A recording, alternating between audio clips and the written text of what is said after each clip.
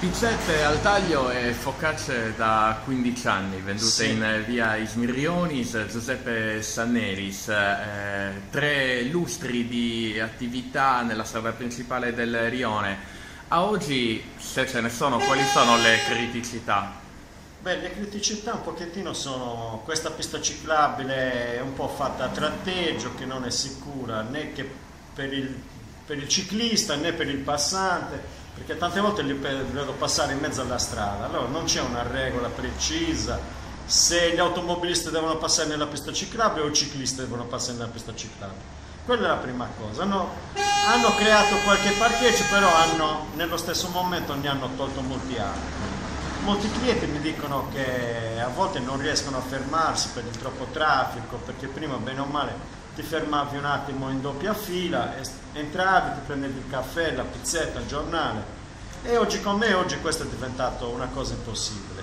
Anche, magari non riguarda proprio me, però vedo anche il fatto delle ambulanze che tribolano a passare, ecco. Tante volte non si riesce proprio a passare, si creano delle file enormi.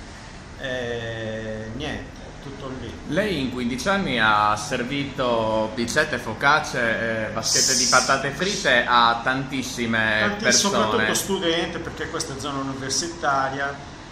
E diciamo, negli ultimi anni c'è un po' di crisi, si potrebbe fare di più, non ci lamentiamo più di tanto, forse il mio settore ancora per il fatto del mangiare. Ecco, lei funzionare. lavora Ho visto qui. altri molti chiudere comunque intorno a... Ecco, quindi comunque c'è un po' di crisi. A prescindere da questo, signor Sanneris, lei lavora qui a Ismirionis, però vive a Elmas, quindi Sì. nell'area vasta cagliaritana. Sì. Lei da lavoratore, che comunque ogni giorno viene qua nel Rione, come lo trova? Come lo vede da un punto di vista della sicurezza?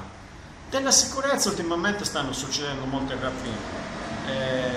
Capisco che non c'è lavoro, questi ragazzi, però non lo so se il quartiere è un po' abbandonato, se veramente c'è crisi di soldi per questi ragazzi che non riescono diversamente. Tante volte abbiamo sinceramente paura, infatti io sto già pensando di installarmi delle telecamere perché, sai, a volte per 10 euro ti ammazzano. Sì, abbiamo un po' di paura dopo queste ultime vicende. Ecco, lei da lavoratore che comunque appunto paga le tasse, che consiglio si sente di dare, meglio richiesta, alle istituzioni?